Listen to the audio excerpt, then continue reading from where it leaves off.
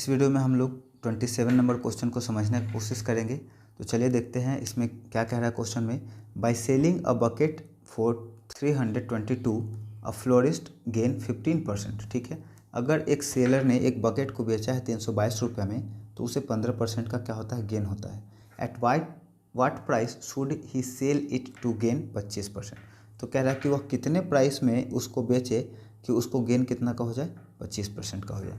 ठीक है, तो इस क्वेश्चन में सबसे पहले हम लोग को कॉस्ट प्राइस निकालना पड़ेगा, उसके बाद हम लोग निकाल सकते हैं कि ये कितना 15% का कितना आएगा अमाउंट, और उसी तरह से इसको 25 से हम लोग गुना कर देंगे तो आ जाएगा। तो चलिए देखते हैं, इसे सॉल्व करने की कोशिश करते हैं। यहाँ पे एसपी दे रखा है, सेलिंग प्राइस दे रखा है 322, और गेन कितना का दे रखा है, गेन दे रखा है 15% का।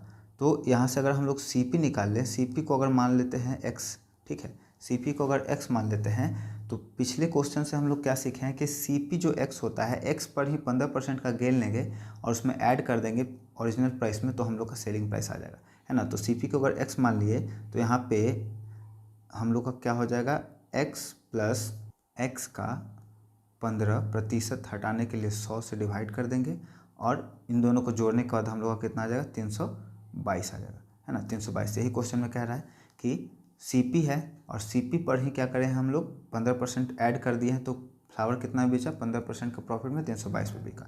ठीक है, इसको सॉल्व करते हैं। 5 के टेबल में 3 बार में 15, 5 के टेबल में 2 बार में 10, 20, 25, 100। ठीक है, यहाँ से आगे हम लोग का x plus 3x divided by 20 आ गया। अब हम लोग का ये फ्रैक्शन का जोड़ आ गया, पहले इसको हम लोग इक्विवेलेंट कर लेते हैं, लाइक फ्रैक्शन में बदल लेते हैं। यहाँ पे 20 हम लोग एलसीएम ले लिए, यहाँ पे 20 करने के लिए हम लोग को 20 से गुना करना पड़ेगा, ऊपर में भी हम लोग को 20 से गुना करना पड़ेगा, है ना। तो ये हो जाएगा 20x प्लस में 3x, क्योंकि ऑलरेडी यहाँ पे 20 है, इज इक्वल टू 322। और फिर हम लोग का हो जाएगा 23x इज इक्वल टू 322 गुने 20। आपको कोई भी नंबर गुना नहीं करना है, इसको ऐसे ही छोड़ देना है। ठीक है, अब यहाँ से हम लोग x का वैल्यू निकालेंगे तो हम लोग का CP आ जाएगा 322 गुने 20 डिवाइडेड बाई 23। हम लोग को 23 के टेबल से ही डायरेक्ट काटना पड़ेगा। 23 का टेबल एक बार, 23 बच गया कितना, तो 23 के टेबल में ये कट गया 4 बार में, और जब इसको मल्टीप्लाई कर दिए दोनों को हम लोग यहाँ पे 14 इंटू 20, तो हम लोग का आता है 14 दूनी 28, और जीरो यहाँ का पुट कर दिए हैं 280। तो 280 में खरीदा था और बेचा 322 में, तो यहाँ पे हम लोग का प्रॉफिट कितना का रहा है,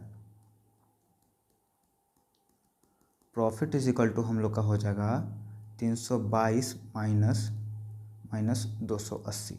ठीक है, 280, और यहाँ से हम लोग का निकल के आ गया 2 का 2, और यहाँ 12 हो गया, 8 4 12, और ख़त्म। तो 42 रुपया का जो अमाउंट आया है वो कितने के बराबर है, 15% कितने के बराबर है, 42 रुपये के बराबर है। तो 1% कितने के बराबर हो जाएगा, 1% हम लोग का हो जाएगा 42/15, और क्वेश्चन में कितना परसेंट निकालने के लिए कह रहा है, 25%।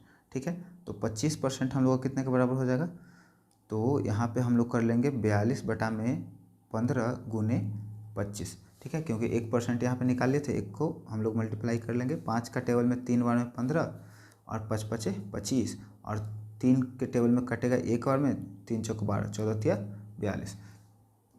यहाँ पे कह रहा है क्वेश्चन में कि अब इसको हम लोग गुना कर लेते हैं, 14 गुने 5, तो ये हो जाएगा हम लोग का 70 रुपया।